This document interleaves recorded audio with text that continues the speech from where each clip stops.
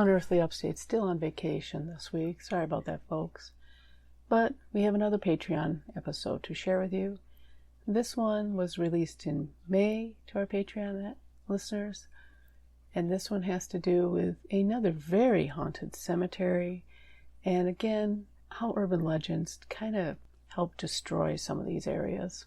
So without further ado, here's Goodleburg. Okay, we're going to talk about Goodleburg Cemetery. And I forgot to write down what it meant. People say it means Demonburg, but actually it's more like Good Mountain or something like that. God's Mountain? Yeah. Good Mountain? Good Mountain. It's some sort of German. Or maybe even Dutch. I don't know. More likely German. Mm-hmm. Interesting place where I think the urban legends and the folklore really have taken over. And it's going to be an interesting one. Quite a lot of urban legends attached to this one. Yeah. And as far as the Ghost Trope game goes, it's a winner. Yeah. It almost checks every freaking box. But anyway. Absolutely. All right.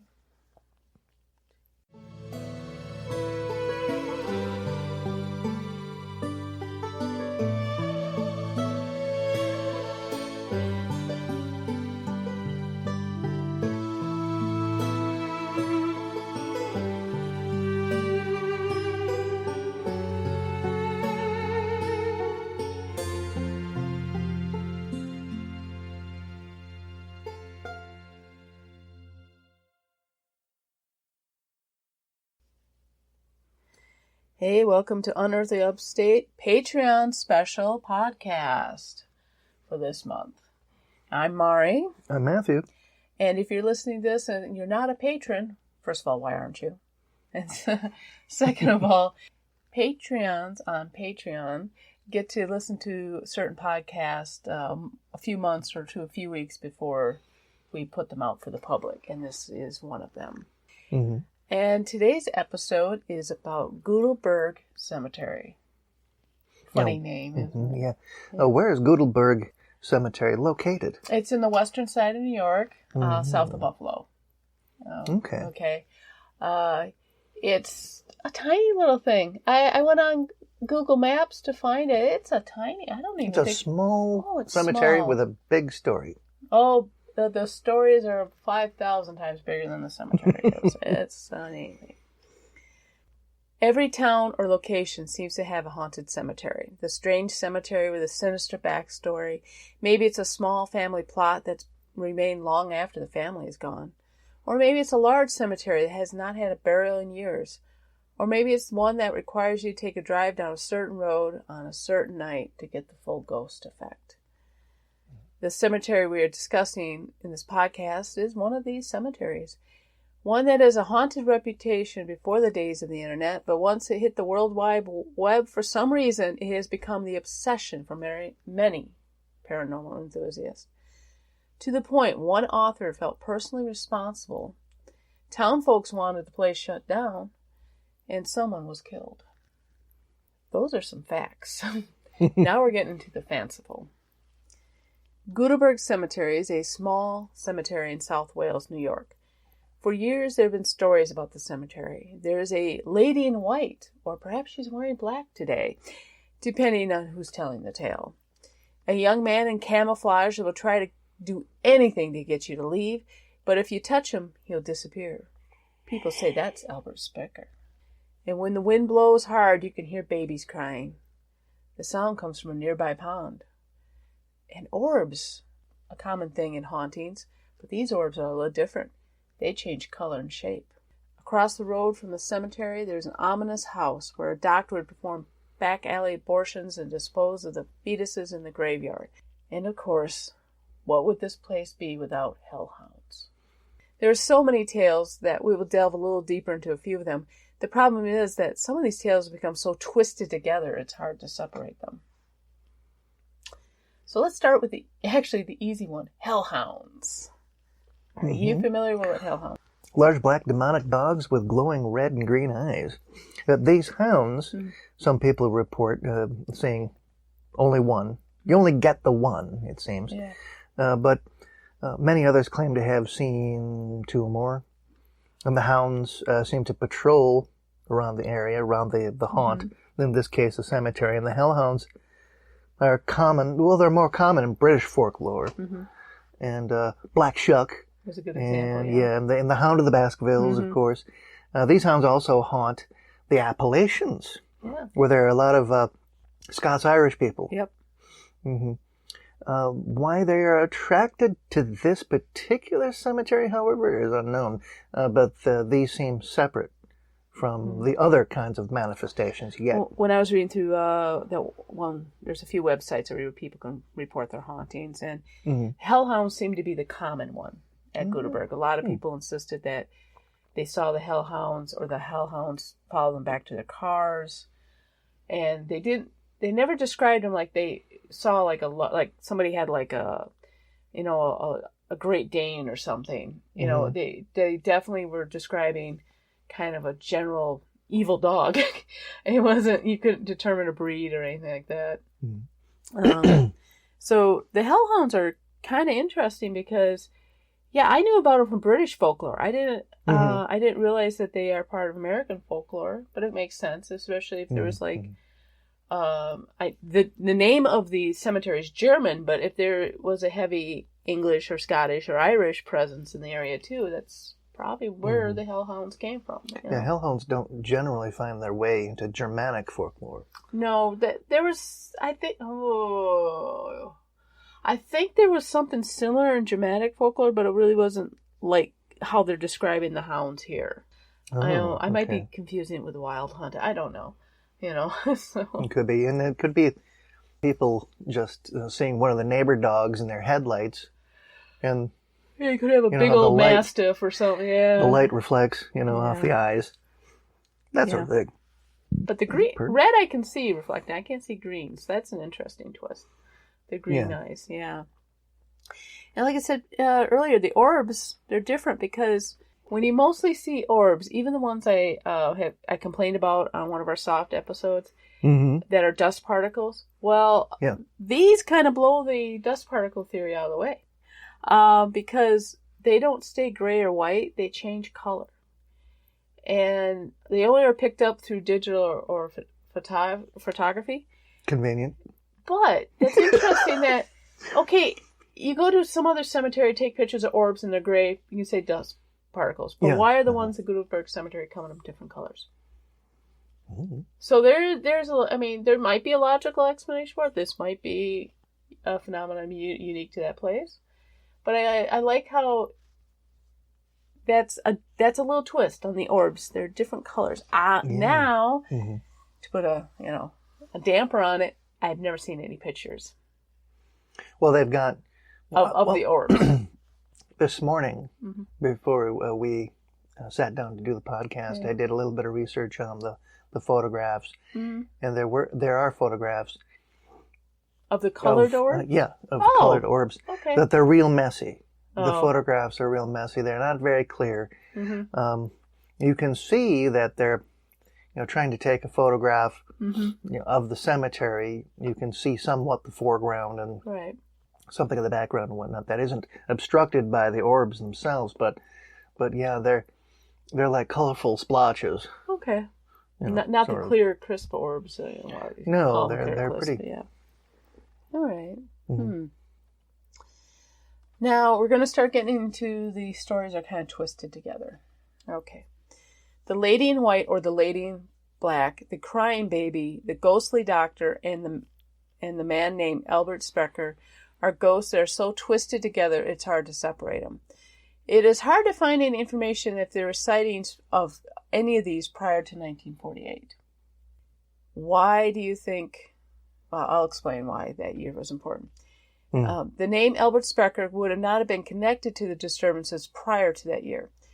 That was the year a middle-aged woman named Mrs. Helen Lenoir, the wife of a Kenmore, New York dentist, was found dismembered in an area around the cemetery, and Dr. Albert Spector may have been involved.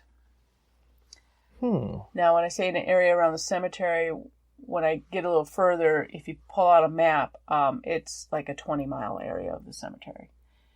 But I want to stress that the first discovery was only maybe 5 miles away. It was very close. Oh. So, okay. Just keep that in mind as I'm reading, because I didn't put that in my original report. Dr. Spector was a man known to take care of problems, mainly of the unwanted pregnancy kind. According to legend, he would dispose of the fetuses in the pond near Goodleburg Cemetery. Ugh. And if the mothers didn't make it, he would dismember the bodies and dispose of the remains in the pond. Yet this pond is so small, you have to wonder if he had thought out the disposal properly. Seriously, take a look over this on Google Maps. And that pond is tiny. It's not that large. No. And the amount of bodies he is supposed to have gotten rid of, it would have been discovered way before 1948. So, I don't know how to call that. I think that's just hyperbole, maybe? I think I got to call BS on that. Okay. I mean, the stories about him being an abortion doctor are pretty prolific. I don't know if he really was, or people just attached that to him. Because he also was supposed to be attached to the mob somehow. I think it makes it, gives it a kind of salacious sort of connection, and sort of gives it another sort of level of gore to it. Right. Because, like I said, he was supposed to be attached to the mob as well. That's what they said. He got rid of problems. But, I couldn't find any mention of him in any of the newspapers. I looked on my sources for newspapers. But I did find sources for Helen, so. Okay. Miss Helen Lenoir was a wife of a dentist from Kenmore, as I stated before. On August 21st, 1948, she left her home to get some milk. Her husband and their 2-year-old daughter went for a walk. The daughter and her husband had returned, but no Helen. A few days later, her husband offered a $1,000 reward for any information for her disappearance. For a month, people reported seeing her all over western New York. All the leads are false, and some, if they had truly seen Helen, they must have seen her ghost. Because on September 27, 1948, a forearm and a knee joint were found on a road in Wales, New York, and across the road, another knee joint was found 2 days later. The police assumed that 2 people had disposed of the body by throwing the parts out of a moving vehicle, and they could also determine a hacksaw had been used in dismemberment. Okay, right now, we're not sure if that's Helen. We just found a couple pieces. Right. And these were a few miles away from Goodleburg Cemetery. Okay. A headless torso was found miles away on October 3rd, 1948. This led newspapers to call the discovery of the work of Buffalo's Torso Killer. It's a spin on the Cleveland torso murderer, who was a serial killer in Cleveland that was active in the 1930s. According to the medical examiner, the person had died 4 weeks prior. If this was Helen, then most of the sightings of her happened after her death. 2 days later, okay, after they found the torso, all right, they found a head. Okay. And it was found in another town, though. But Dr. Lindman was able to identify his wife by using the dental records. All right, but the police initially suspected Dr. Lindman, and they searched his house, questioned him for days, but as he pointed out in the newspapers, if he was guilty, why would he help the police? According to the legends, Albert Sprector's house is one that is across the street from the cemetery, and according to legends, he was the one that dismembered Helen's body. One source alluded that his house had been searched and odd things were found, but the search did not elaborate. Yeah, unfortunately... The source did not elaborate. Yeah, unfortunately that source basically said there was disturbing things found, but best not said what. Oh, please. Now, if he was the murderer, or at least assisted in disposing of the body, the police never had a chance to interview him. And Albert Spector died around the time Helen's torso and head were found. So we've already got problems with the timeline here. Yes, exactly. And the newspapers said that natural causes, but the rumors say suicide. And in fact, I saw a video this morning where apparently he hung himself off the tree. There's a tree that's between the cemetery and the pond, and apparently that was where he's supposed to hung himself.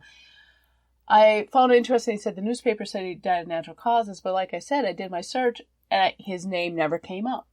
And you would think even there would be an obituary notice at the very least. I'm not saying the guy didn't exist. I'm just saying I could not find any blog. I couldn't find anything from like official sources that he existed.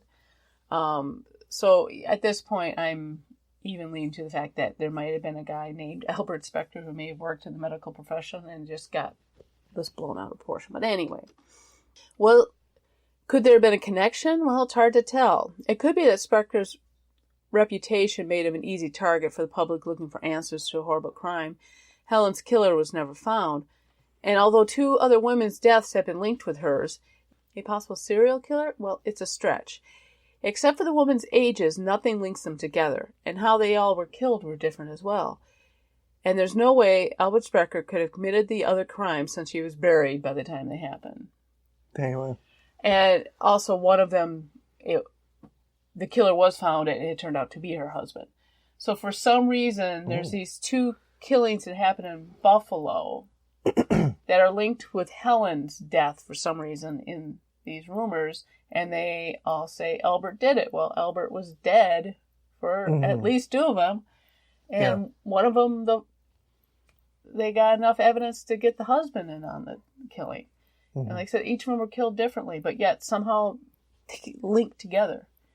So you get now Albert's a serial killer from beyond the grave, which probably would make a good horror film, but Anyway. Stories like these is what attracts people to the cemetery. Author Mason Winfield has written about the cemetery and even was blamed for some of the more recent problems. He does run a ghost walk tour business, and he was approached to host one for the East Aurora Town Recreation. Of course, he had to include Goodleburg Cemetery. The advertising begins, and suddenly the author finds himself being blamed for the rash of partiers, ghost hunters that swarm the cemetery. The tale is too long to explain here. Go to Mason Winfield's site and read about the damning of Goodleburg to see how he's caught up in the legends as well. All right. I'll give you a quick nutshell. Basically, it's like I said, he was approached by the East Aurora Town Recreation to do a special ghost haunt tour for them. And since this was one he ran anyway, which was you go out on a van and see these sites, he was including Goodleburg Cemetery. It was one of 10 sites they were seeing. Yeah. He puts the flyers up around town, and they're sold out immediately. The advertising begins, sold out immediately. Same time, there's all these things going on with some of the paranormal research groups coming in, and there was a lot of partying going on, and some kind of unscrupulous thing happened by some of the less reputable paranormal groups that ticked off the neighbors of the cemetery. And then there's this ad shows up in the newspaper about if you've had a ghostly experience at the Goodleburg Cemetery, contact this number. And the people are already ticked off at everything that's going on, the vandalism and everything at the cemetery, immediately think, oh, it must be this guy running the ghost tour. Yeah. He's the one who put out this other ad. And they literally had a town hall meeting about this, where he had to go attend and defend himself. That other ad had nothing to do with his ghost tour. It had to be from another paranormal research group wanted information. But I can't go into the whole thing. This is it in a nutshell.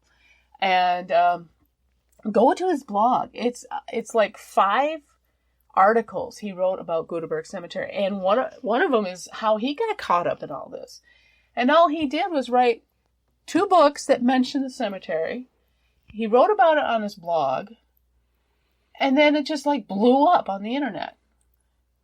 Whether he was the source of where it all blew up, because it was a prominent legend prior to him including it in his books, or it just feels like he said, he felt like it was his fault for even telling people about this place. Oh my. Interesting read. Recommend his blog. So these stories, as you can tell, are really juicy, and they do attract many people seeking out ghosts or having a good scare. Yeah. But unfortunately, this has led to the death of one. On June 21st, 2003, a member of the Paranormal and Ghost Society out of Western New York was struck by an oncoming car. The driver was charged with a DUI, but some blame the cemetery.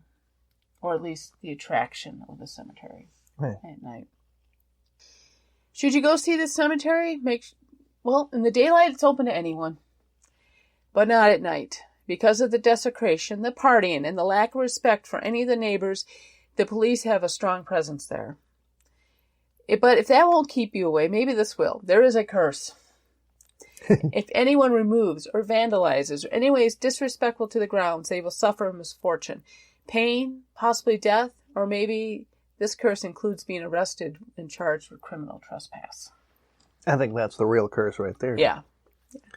You know, there's a few leads, just like Goodleburg, I've come across where the reputation of the cemetery is so strong, the hauntings of the cemetery is so strong, that people going out and doing legend tripping, like I said, I'm going to say not everyone who does legend tripping is disrespectful and does stupid things like we saw in Rhode Island when we went and saw Mercy Brown's grave, where somebody had burned all those candles, and I think even a stake was in the ground. You know what I even read part of an article about Goodleburg that a lot of the gravestones are covered in wax. Yeah, people burning candles on it. Yeah. There was, I read where one of the graves of this girl who died when there was a cholera epidemic had been dug up.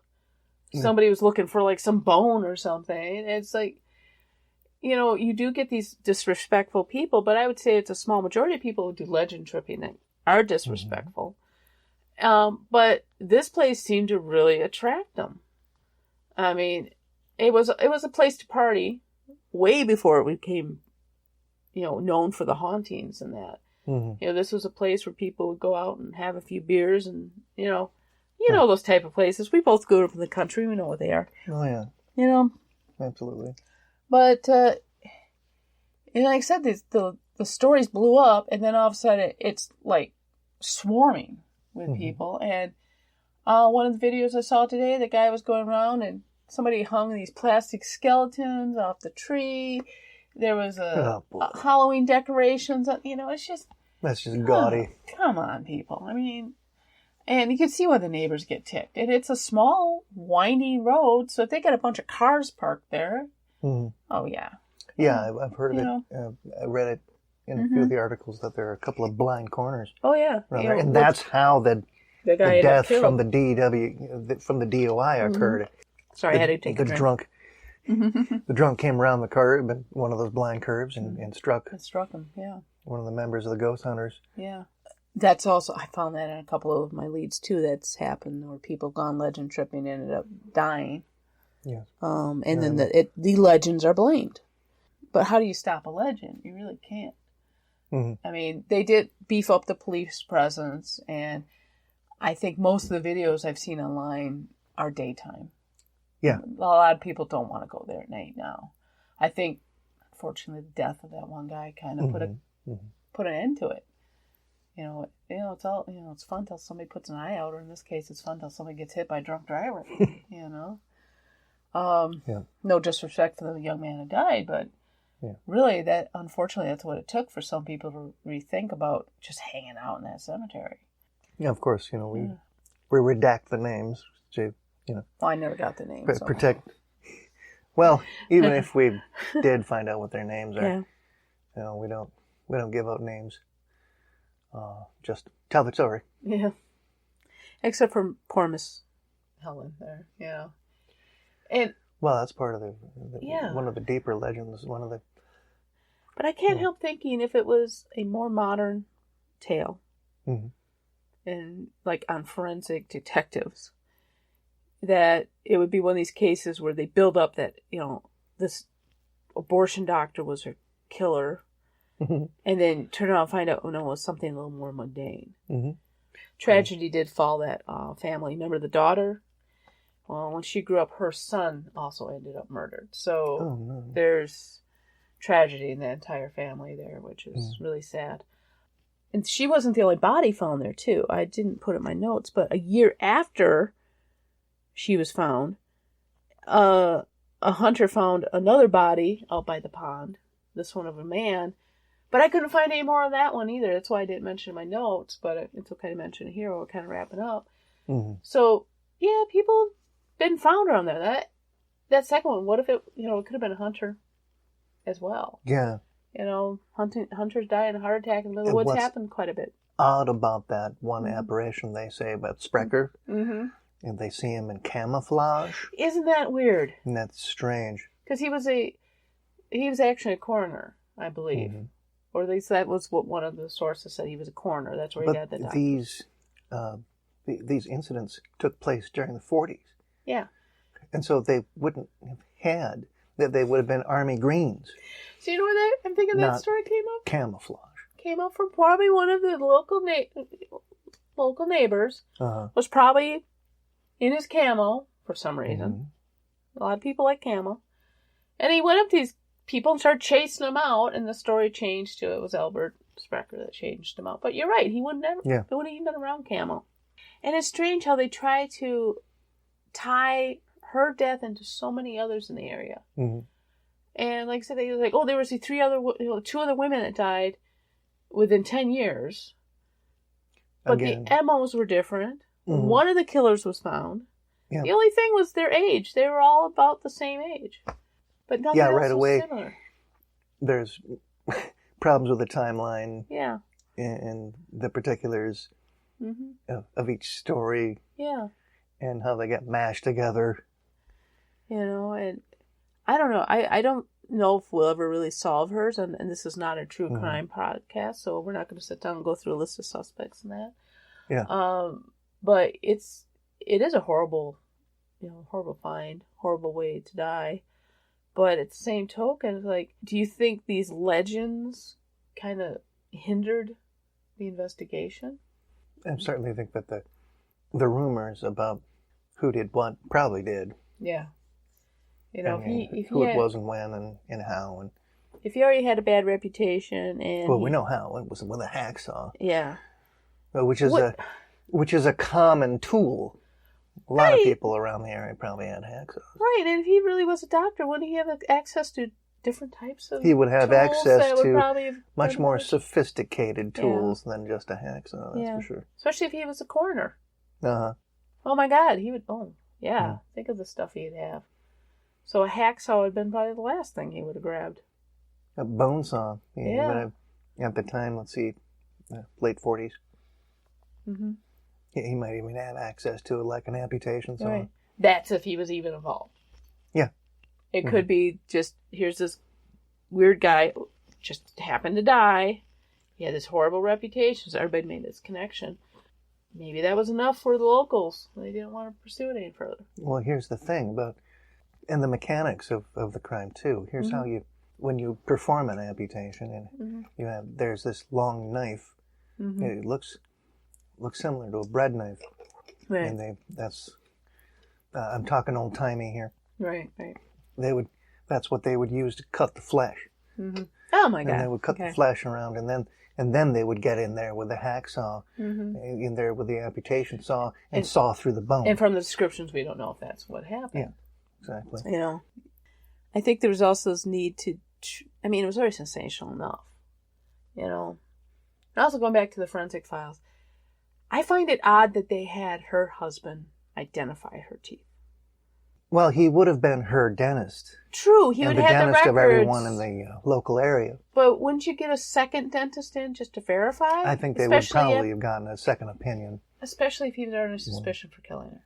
Absolutely. And then it goes back to the police originally said 2 people disposed of the body. Because of where her remains are found. Now, put a little spanner in that works, animals could have dragged. But she was spread out all over. As if thrown out the window of a vehicle. Exactly. It wasn't like she was found 5 miles from the cemetery and then another, a couple hundred feet. No, this was up to 20 miles away. And this was way away from where she lived. Now, was the torso thrown out? I don't think they could tell if the torso was thrown out, but, That'd be very difficult. But here's the thing. 1940s, can they verify the other parts were her? Yeah, that's the thing. There could have been another woman missing, and they just assumed this all was Helen. Well, they didn't have the benefit of, the forensic science we have nowadays. So as I said, to identify all those parts and see that they came from the same body. I mean, there's a lot of questions here. They have nothing to do with ghosts. Oops. But as far as the ghost trope game goes, by golly, it really does tick a lot of boxes. We're not even going to do it because if it this way, we'd be here for another 2 hours. So, well, thank you for listening to this Patreon special of Goodleburg Cemetery. A Ghastly Podcast Extra. Thank you very much. Exactly, and have a good day. Bye-bye. Bye. Thank you for listening to Unearthly Upstate. You can find us on Facebook, Twitter, Instagram, YouTube, Patreon, and on our webpage. We are on iTunes, Spotify, Spector, Stitcher, Podbean, and Google Podcasts. Please like, share, and review, and if you really like us, tell your friends. Unearthly Upstate is an Animated Liar Media production.